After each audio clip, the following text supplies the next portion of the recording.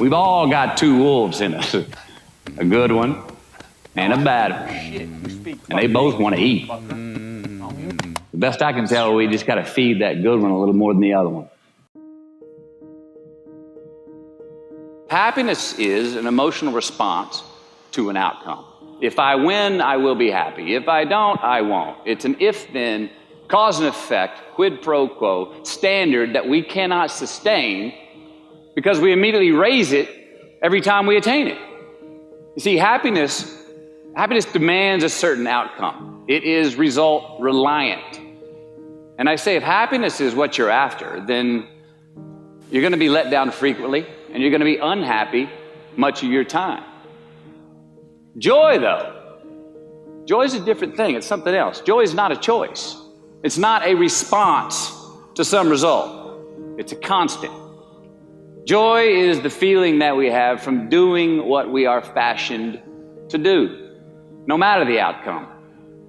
Now, personally, as an actor, I started enjoying my work and literally being more happy when I stopped trying to make the daily labor a means to a certain end. For example, I need this film to be a box office success. I need my performance to be acknowledged. I need the respect of my peers. All those are reasonable aspirations, but the truth is, as soon as the work, the daily making of the movie, the doing of the deed became the reward in itself for me, I got more box office, more accolades and respect than I ever had before.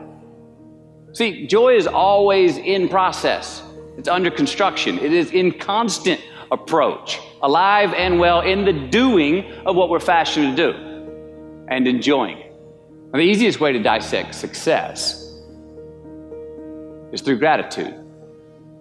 Giving thanks for that which we do have, for what is working. Appreciating the simple things we sometimes take for granted. We give thanks for these things, and that gratitude reciprocates, creating more to be thankful for.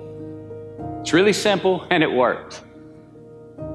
Now, I'm not saying be in denial of your failures. No, we can learn from them too, but only if we look at them constructively, as a means to reveal what we are good at, what we can get better at, what we do succeed at. All right, life's a verb. We try our best, we don't always do our best. And since we are the architects of our own lives, let's study the habits, the practices, the routines that we have that lead to and feed our success, our joy, our honest pain, our laughter, our earned tears. Let's dissect that and give thanks for those things. And when we do that, guess what happens? We get better at them, and we have more to dissect. It's a get rich quick on the internet, richest 15 minutes of fame world that we live in, and we see it every day. But we all want to succeed, right? So the question that we got to ask ourselves is what success is to us, what success is to you. Is it more money? That's fine. I got nothing against money. Maybe it's a healthy family. Maybe it's a happy marriage. Maybe it's to help others, to be famous, to be spiritually sound, to leave the world a little bit better place than you found it. Continue to ask yourself that question. Now, your answer may change over time, and that's fine. But do yourself this favor. Whatever your answer is, don't choose anything that will jeopardize your soul. Prioritize who you are, who you want to be, and don't spend time with anything that antagonizes your character. Don't drink the Kool-Aid, man. It tastes sweet, but you will get cavities tomorrow, all right? Life is not a popularity contest. Be brave, take the hill, but first answer that question, what's my hill? Well, for me, it's a measurement of 5 things. We got fatherhood. We got being a good husband. We got my health, mind, body, and spirit. We got career, and we got friendships. These are what's important to me in my life right now. Because I want to keep all 5 in healthy shape. And I know that if I don't take care of them, if I don't keep up maintenance on them, one of them is going to get weak, man. It's going to dip too deep into the debit section. It's going to go bankrupt. It's going to get sick, die even. So first, we have to define success for ourselves. And then we have to put in the work to maintain it. Take that daily tally. Tend our garden. Keep the things that are important to us in good shape.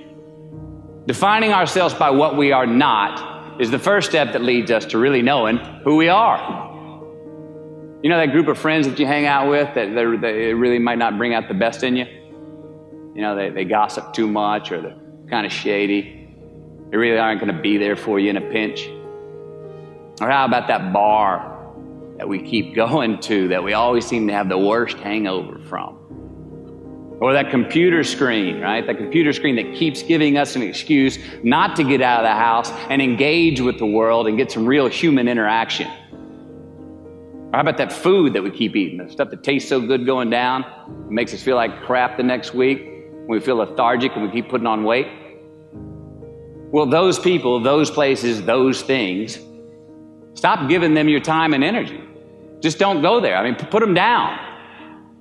And when you do this, when you do put them down, when you quit going there, and you quit giving them your time, you inadvertently find yourself spending more time and in more places that are healthy for you, that bring you more joy. Why? Because you just eliminated the who's, the where's, the what's, and the when's that were keeping you from your identity. Like, trust me, too many options, I promise you this, too many options will make a tyrant of us all. All right, so get rid of the excess, the wasted time. Decrease your options. And if you do this, you will have accidentally, almost innocently, put in front of you what is important to you by process of elimination. Knowing who we are is hard. It's hard. So give yourself a break. Eliminate who you are not first, and you're going to find yourself where you need to be. Make voluntary obligations. I'm talking about the ones that we make with ourselves, with our God, with our own consciousness. I'm talking about the you versus you obligations. We have to have them. Now, again, these are not societal laws and expectations that we acknowledge and endow for anyone other than ourselves. These are faith-based obligations that we make on our own. These are not the lowered insurance rates for a good driving record. You will not be fined or put in jail if you do not gratify these obligations I speak of. No one else governs these but you. They are your secrets with yourself, your own private counsel, personal protocols. And while nobody throws you a party when you abide by them, no one's going to arrest you when you break them either, except yourself. An honest man's pillow is his peace of mind. And when you lay down on that pillow at night, no matter who's in your bed, we all sleep alone. These are your personal Jiminy Crickets, and there are not enough cops in the entire world to police them. It's on you. It's on you.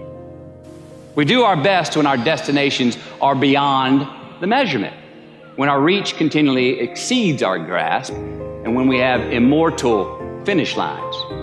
And when we do this, the race is never over. The journey has no port. The adventure never ends because we are always on the way. So do this, and let somebody else come up and tap you on the shoulder and say, hey, you scored.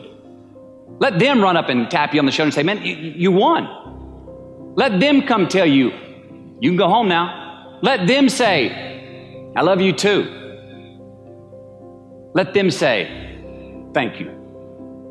Take the lid off the man-made roofs that we put above ourselves and always play like an underdog.